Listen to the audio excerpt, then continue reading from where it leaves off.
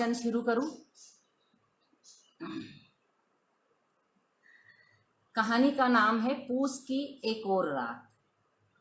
दौड़ दौड़ बाबू, जोर लगा बाबू, जोर से भाग बाबू। कान जी की सांस की धोखनी के बीच उसकी आवाज खराश सी बजी और चिर के टूट गई।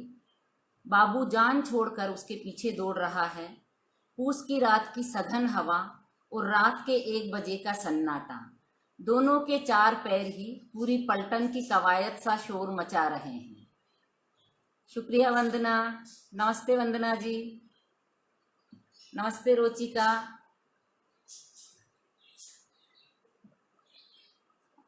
साए साए करते अंधेरे में उनकी सांसें सायरन की सी बज रही है। भाग बाबू, इस गली से जल्दी बाहर निकल, इधर से नहीं बावले, उधर से मुड़, जल्दी कर। परली तरफ बड़ी सड़क है और वहां निरे संतरी घूमते रहते हैं। पकड़े गए तो मारे जाएंगे। कानजी बाबू का हाथ पकड़कर बाई गली में धंस गया। गली सूनी और अंधेरी है। ट्यूबलाइट भी इक्का दुक्का ही जल रही है। थोड़ी राहत देख के बाबू के पांव हल्के पड़े तो कानजी ने भी पैर धीरे कर लिए। भैया थोड़ी देर ठहर जाना, इधर तो कोई संतरी भी नहीं है। बाबू को अभी इस सब की हटूटी नहीं है। पक्की सड़कों पर दौड़ते उसके पग रपट जाते हैं। कई दफा तो वो गिरने को हो गया, एक दफे तो गिर ही गया। शायद अंगूठे से अब भी खून बह रहा हो। अभी बालक ही तो है बाबू। ये लंबी चौड़ी देह जरूर 20 साल की सी है, पर वो अभी पूरा 15 का भी नहीं। और शहर में तो आज पहली ही रात है उसकी। बाबू की आवाज में थकान ही नहीं, आंसू भी है। अंधेरा था सो कानजी ने देखा तो नहीं, पर भान किया कि बाबू की हालत पतली है। उसके पांव आप ही धीरे पड़ गए। सुन, इस गली से परली तरफ निकल लें, बस उधर मसान है, वहां रुक जाएंगे। इधर चौकीदार आ गया या जाग हो गई तो मरण हो जाएगा। भाग ले मेरे शेर, जवान मोटियार है यार, थोड़ा और जोर मार ले। कानजी ने बाबू का हौसला बढ़ाया। और शहर के गंडकों का भी कोई भरोसा नहीं है। साले भूखने लगे तो चुप ही नहीं होंगे। कानजी सारे पेंच कस रहा है कि किसी तरह से मसान आ जाए, जो अंत में आ भी गया। मसान की दीवार आते आते दोनों ने दौड़ना एकदम बंद कर दिया। अब उनकी चाल और सांस की धोखनी दोनों सम पर है। भाया, इतना बड़ा और पक्का मसान है और बत्ती भी जल रही है इसमें तो। शहर में भूतों को भी बत्ती की आदत होती है क्या? बाबू ने इससे पहले कभी ऐसा सुंदर और बड़ा मसान नहीं देखा था। बड़ा, पक्की बाड़, अंदर लाइटें। हेलो सिनीवाली। ए भाया, चल न, अपन यहीं सो जाते हैं। कोई तो रात गर्म होगी। देख न, रात भी कितनी हो गई है और ठंड भी। मेरे को धूजनी चढ़ रही है। चल न भाया। बाबू को अभी शहर का कोई तौर तरीका नहीं आता। वो नींद, थकन और ठंड से गाफिल है। अरे बावला है क्या? कौन घुसने देगा तुझे भीतर? और धीरे बोल, अभी चौकीदार ने सुन लिया तो डंडा फेंक के माथा फोड़ देगा। शाना मुना इसी दीवार के पास बैठा रहा। यहाँ चिता जलने की गरमास है अभी। कानजी ने बाबू के मुंह पर हथेली अड़ाते हुए बरजा। उसका मन दुख और लाचारी से कट रहा है। क्या करे वो, कैसे ये रात गुजारे? उसे तो आदत पड़ गई है, पड़नी ही थी। आज 7 साल होने आए बाप के मरने के बाद से इसी हत्यारे शहर में रह के साइकिल रिक्शा चलाते हुए, दिन भर कड़ी मेहनत करके आधा पेट खाना और हाथे के कोने में दुबक के रिक्शा में ही सो जाना उसको सह गया है अब। लेकिन बाबू को तो ये सब सहते सहते ही सहेगा। गांव में आधी खाता था, चाहे सूखी पाता था। लोगों के घर हाड़ी चाकरी भी कर देता था, पर दिन में स्कूल जाता था और रात को झूपे की गर्माहट में सोता था। माँ गूदड़ी पर सुलाकर रजाई भी उड़ाती थी। लेकिन कानजी क्या करे, उसके पास घर ही नहीं है, न पैसा। गांव भेज के और खुद के खर्चे से बचा बचा के जो पैसा जोड़ा था, कुछ माँ की बीमारी में लग गया, और कुछ आखिरी चाल चलावे में। भाई को लेके यहाँ आया तो मालूम हुआ हाथे में खड़े रिक्शे के नीचे बंधी उसकी इकलौती रजाई भी उसी के जैसा कोई मुसीबत का मारा ले गया है। अब आज की रात तो ऐसे ही काटनी पड़ेगी लाला, कल तो मैं रजाई का इंतजाम कर दूंगा, बस आज की रात काट ले वीरा। कान जी के लिए 10 साल छोटा बाबू छोटा भाई नहीं बेटा है। कल जैसे भी हो वो एक रजाई खरीद लाएगा, चाहे उसे सारा दिन गधे की तरह जुतना पड़ेगा। और हम सोएंगे कहाँ? बाबू की नादानी जाते ही जाएगी। हाँ, तेरे लिए राजा जी का महल खुलवा दूंगा। रेशम की छपर खाट में मखमल के गद्दे पर पोड़ जाना कुंवर सा। कान जी अनचाहे ही झुंझला गया। वो कैसे समझाए बाबू को कि इस शहर में एक कोठड़ी लेने के लिए भी गांठ में 2000 रुपया चाहिए और उसके पास तो अभी 50 रुपये भी पूरे नहीं। कोई बात नहीं भाया, मैं भी तो हंसी ही कर रहा था। चल हम दोनों फिर से रेस लगाते हैं। बाबू बालक है, नादान है, पर मूर्ख नहीं। रेस लगाने का खेल खेल कर इस पोष की मौत सी ठंडी रात को काटने का खेल बाबू को थका रहा है। पर इस रात में हत्यारी ठंड से पार पाने का कोई और उपाय भी तो नहीं है भाया के पास। नहीं रे, बहुत दौड़ लिए, अब बैठा रहे थोड़ी देर यहीं, फिर चलते हैं हाथे की तरफ। सुबह 5 बजे वाली राजधानी के लिए स्टेशन जा लगूंगा। कोई तो सवारी मिलेगी ही, और किसी के पास जगह दिखी तो तुझे भी कहीं ना कहीं किसी के गूदड़े में दुबकाने की कोशिश करता हूं।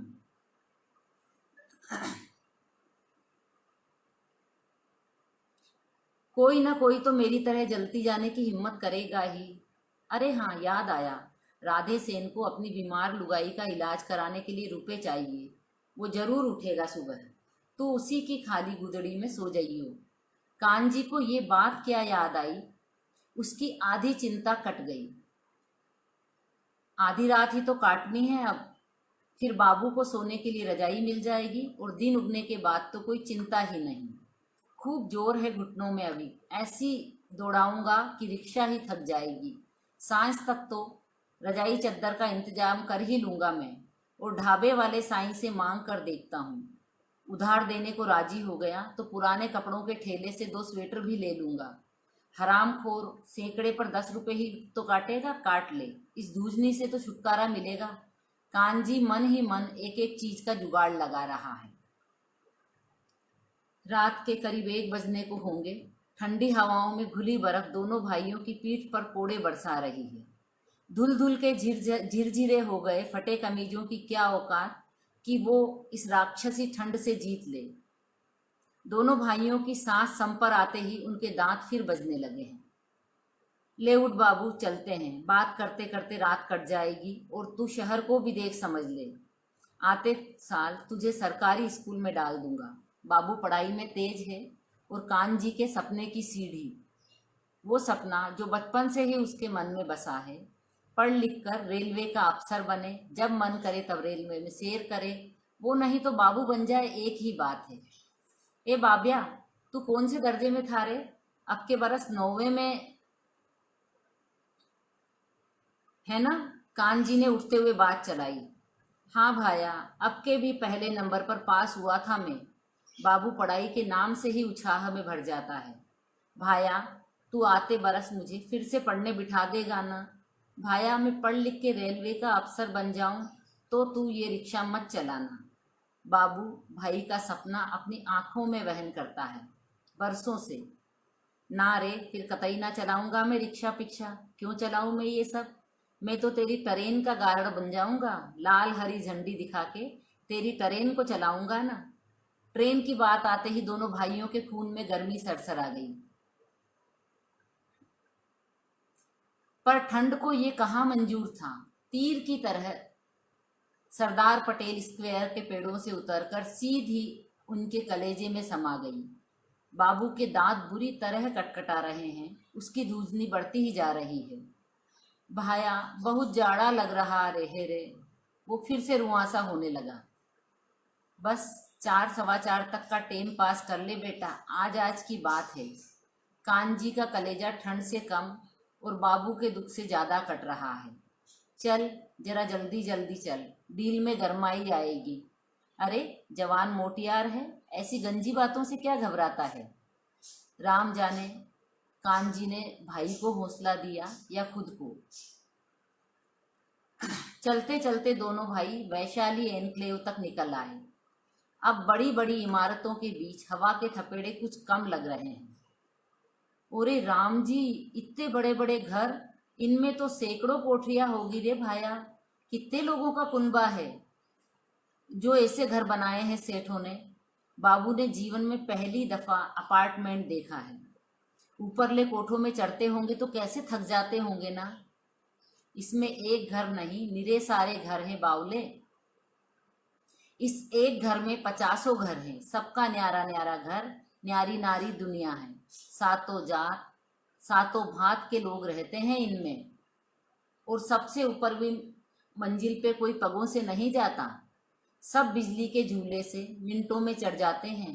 तुझे भीतर से दिखा के लाऊंगा किसी दिन। हाँ भाया, पढ़ा था मैंने, लिफ्ट कहते हैं इस बिजली के झूले को, है ना भाया। बाबू उत्साह में है और सर्दी को भूल गया है। ये देखकर कानजी को तात्कालिक राहत मिली। हाँ रे, शहर में और भी कई चीजें देखने की है, धीरे धीरे सब दिखाऊंगा तुझे। सलीमा भी दिखा के लाऊंगा एक दिन।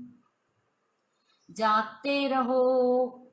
खड़खड़िया साइकिल की आवाज के साथ चौकीदार की पास आ रही आवाज से कानजी कांप उठा। जल्दी से निकल ले बाबू, चौकीदार ने देख लिया तो पुलिस को फोन कर देगा। कानजी डरा हुआ फुसफुसाया। क्यों क्यों दे देगा पुलिस को? हम अपने रास्ते ही तो जा रहे हैं, किसी के घर में घुस के चोरी अन्याय थोड़े कर रहे हैं। बाबू आवेश में फुसफुसाया जरूर, पर भाई का कहना मान के तुरंत सोसाइटी से बाहर निकल गया। अच्छा भाया, चल अपन घर, मतलब तेरे हाथे में चले। तू मुझे रिक्शा चलाना सिखाइयो, हमारी रात पास हो जाएगी और ठंड भी नहीं लगेगी। बाबू के भोलेपन पर कानजी को हंसी आ गई। तेरे मेरे बाप का राज नहीं है बेटा, यहाँ ये शहर है। चोर डकैत को तो पकड़ते नहीं, पर हमारे जैसे गरीब गुरबों को देख लेगा तो पुलिस वाला ठुल्ला पकड़ के 4 डंडे धरेगा और गांठ में जो 10-20 रुपए हैं वो भी छीन कर ले जाएगा। पर चल, चलना तो है ही, चल उधर ही चलते हैं। बाबू ने दोनों हाथ कस के बगल में दाब रखे हैं और दांतों को कस के भींचे हैं, पर बत्ती सी फिर भी किटकिट कर रही है। बाबू, याद है माँ क्या कहा करती थी? पोस खालड़ी कोस। सच्ची यार, ये पोस तो खाल क्या, हाड़ पिंजर भी कोस ले जाएगा। हम गरीबों की तो सोच रही सर्दी माता। कानजी लगातार बोले जा रहा है, पर बाबू की बोलती बंद हो गई है। वो शीत के साथ उनींदा, रुआसा और थकान से बेहाल है। फूटे अंगूठे में भी दर्द की चीसें उठ रही है, उसे भूख भी लग गई है। अच्छा बाबू, तू क्या क्या पढ़ता है स्कूल में, मुझे भी बता यार, मैं तो अंगूठा छाप ही रह गया इस जून में। कानजी की आवाज में पानी घुल गया तो बाबू सचेत हुआ। सच्ची कहूँ भाया, स्कूल में राग धूल भी नहीं पढ़ाते, और 8 क्लासों को बेचारे 3 मास्टर पढ़ाएं भी कैसे। मैं तो खुद ही किताब लेके घोटता रहता हूँ। गणित अंग्रेजी समझ नहीं आते तो कभी शंकर गुरुजी से समझ लेता हूँ, कभी राम जी के छोरे से, पर अब तो जैसी थी वो भी छूट गई। अंतिम वाक्य बाबू ने मन में कहा। दोनों भाई संजय मार्केट की ओर निकल आए हैं। आलीशान दुकानों के पट बंद हैं, पर साइन बोर्ड के ऊपर चमकती रोशनी से बाबू को सब दिख रहा है और बहुत कुछ वह समझ भी रहा है। कपड़ों की, मिठाई की, खिलौनों की, जेवरों की दुकानें, और इन सब के बीच ये गरम कपड़ों की दुकान। कितने अच्छे अच्छे कोट स्वेटर बने हैं बोर्ड पर। बाबू का मन किया लोहे के पट पार करके अंदर चला जाए, पर सयाना बाबू जल्दी जल्दी आगे बढ़ता चला जा रहा है। भाई देख लेगा तो खामखा जी दुखाएगा, पर भाई ने फिर भी देख लिया। बस इस सियाले रुक जा लाला, आते सियाले तुझे इसी दुकान से कोट, जर्सी पहना के ले जाऊंगा। कानजी का बस चले तो वो अपने भाई पर दुनिया लुटा दे, पर अभी उसके पास दुनिया का एक कोना भी नहीं है भाई के लिए। ले वीरे, जरा जल्दी पग उठा, धीरे चलने से ठंड भर रही है डील में। सच में ठंड बहुत बढ़ गई है। पर अब दोनों भाई बड़ी सड़क से निकलकर दूसरी सड़क पर आ गए हैं, जहां एक और फुटपाथ पर बहुत से लोग रजाइयों में दुब के गहरी नींद सो रहे हैं। रजाई, कितने सुखी हैं ये लोग। बाबू को बस रजाई और रजाइयां ही दिख रही है, पर उसने मन फेर कर आंखें भी फेर ली। आंखें फिराते ही दूसरी तरफ तना तंबू उसकी आंखों में अटक गया। भाया चल ना, उस रेन बसेरे में रात काट लेते हैं। बाबू जहीन तो है ही, कुछ उसने पढ़ा और बाकी समझ लिया। बावला हो गया है क्या छोरे, खबरदार जो कभी इसमें सोने की सोची भी तो। कानजी गुस्से और वितृष्णा से कसेला हो गया। बाबू को बस ये समझ आया कि भाई को ये बात बुरी लगी है, तो वो जल्दी से उस जगह से आगे निकल गया। पर तंबू और रजाई की गर्माश अभी भी उसकी कल्पना को सेंक रही है। अब दोनों भाई चुप हैं, बस चले जा रहे हैं, लक्ष्यहीन, दिशाहीन, बस चले जा रहे हैं, क्योंकि ठंड के विरुद्ध कोई दूसरी चाल उनके पास नहीं है। कानजी माँ की बीमारी चाल चलावे और दुख पीड़ा के ये 5 दिन में दम भर भी आराम कर सका, न आंख भर सो सका। नमस्ते प्रज्ञा। हेलो कविता। आज वो नींद पोष की बर्फानी ठंड को पीछे ठेलती हुई उस पर हावी होने लगी है, लेकिन आंखों की जलती मिर्ची को जबरन जगाए वो चलता जा रहा है। अब वो लोग आदर्श नगर फ्लाईओवर के नीचे पहुंच गए हैं। उनका हाथा बस फरलांग भर के अंतर पर है। हाथा जिसमें 50 रिक्शे एक से एक सटे खड़े होंगे और जिनके मालिक और किराएदार भी वहीं ठसे सो रहे होंगे। 2 एक भिखारी और एक कोने में बंधी हाथे के मालिक की गायें, 2-4 आवारा कुत्ते भी वहीं दुबके पड़े होंगे। गरीब आदमी को किसी गरीब से द्वेष नहीं होता, चाहे वह मनख हो या ढोर डंगर। आवाज तो पूरी ही है, शायद मेरे फोन में कुछ प्रॉब्लम है। धरती माता की कोख के जाए को धरती माता पर कौन बोझ। वहां उनके सोने के लिए भी जगह निकल ही जाएगी, ये पक्की बात है, पर बिना ओढ़ने बिछाने के नींद कैसे आएगी। कानजी के मन में जो चल रहा है, बाबू उससे कतई अनजान है। वो तो इस सब अधेड़ बूंद से परे बस एक रजाई चाहता है, जिसे ओढ़ते ही वो सो सके कहीं भी, और इस कहीं की खोज वो अपने आसपास भी करता चल रहा है। भाया, ये कोठड़ी यहाँ कैसे खाली पड़ी है? फ्लाईओवर के नीचे बहुत से सरकारी कियोस्क खाली पड़े हैं, जिनमें कई के पल्ले ऐसे ही झूल रहे हैं। राम जी जाने। कानजी बाट टाल के आगे बढ़ गया, लेकिन बाबू के कदम थमके ही रहे। चल छोरे, यहीं खड़ा रहेगा क्या? वो हमारा बाप पुलिस का इधर आ मरा तो हमें मार देगा। बाबू को नहीं, पर कानजी को गश्ती पुलिस का खौफ है, और क्योंकि वो कई सालों से ही भुगत रहा है। ए भाया सुनना, हम थोड़ी देर इस कोठरी में सो जाएं। बाबू एक खाली पड़े कियोस्क के आगे खड़ा है, जिसके पल्ले हैं लेकिन खुले हुए। देख, इसके किवाड़ भीतर से जुड़ लेंगे तो सीली हवा भी नहीं लगेगी और कोई देखेगा भी नहीं। सुबह जल्दी उठ के निकल लेंगे, पुलिस साहब को मालूम ही नहीं पड़ने देंगे हम। सयानेपन से फुसफुसा के बोलते बाबू के जरूरतमंद दिमाग ने फुर्ती से सब सोच लिया। बस किसी तरह भाई मान जाए और इस चलने और धूजनी दोनों से निजात मिले। न सही रजाई, कम से कम ये किवाड़ी हवा के फचाटे तो रोकेगी, और कुछ देर कमर सीधी हो जाए तो भाई को भी आराम मिले। उसे तो दिन उगने के साथ ही बेगारी में लग जाना है। कानजी सुनते ही एक बार तो सनाका खा गया। छोरे का दिमाग बहुत तेज है, इसे हाथे के कल्लू गैंग से दूर रखना पड़ेगा। लेकिन ठंड के थपेड़े और आंखों की धुआंती मिर्चों ने उसके सोच को भी बाबू की राह पर छोड़ दिया। लड़का सच कह रहा है, कम से कम इस बर्फानी ठंड में और भटकने से तो बचेंगे। बाबू की हालत देखी नहीं जा रही अब। बेचारा, इस टाबर की उम्र ही क्या है अभी। इस उम्र में कितने दुख झेलने पड़ रहे हैं कर्महीन को। माँ बाप मर गए और भाई है जो गेल गेल रुलाता फिर रहा है। इसका कहना ही मान लेता हूँ, एक रात ये भी सही, कल से तो मैं इंतजाम कर ही लूँगा। लेकिन मुझे तो तड़के ही उठ के राजधानी के पैसेंजर के लिए स्टेशन जाना है, उसका क्या करूँगा। चलो कोई बात नहीं, मैं आते हुए चुपके से इसे जगा ले जाऊँगा। ये गुमटियाँ तो वैसे भी खाली ही पड़ी है, एक बरस से तो मैं देख रहा हूँ। चल कुर्सी से चढ़ जा। अरे धीरे धीरे चल, पगर्फ की मत बजा और धीरे से चढ़। किवाड़ी की आहट मत करियो, जल्दी कर, किसी ने देख सुन ली तो मारे जाएंगे।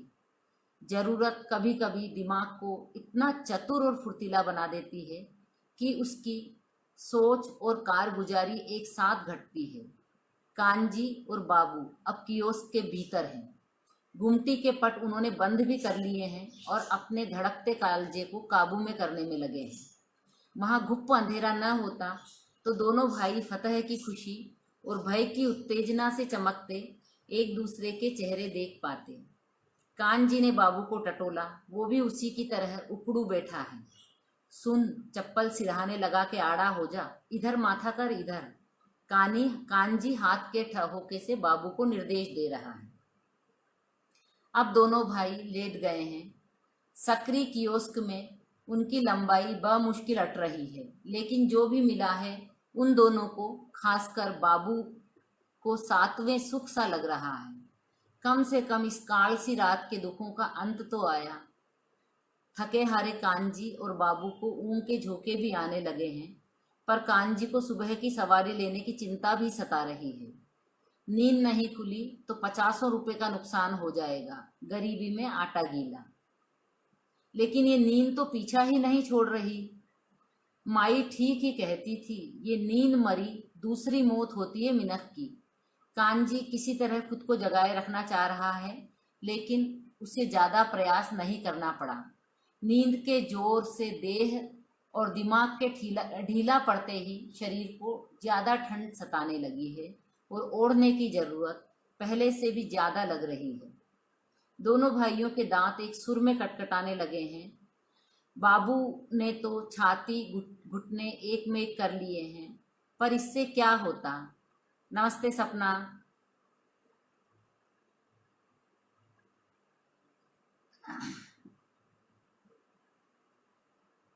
पोष की रात ऐसे ही कट जाए तो बात ही क्या।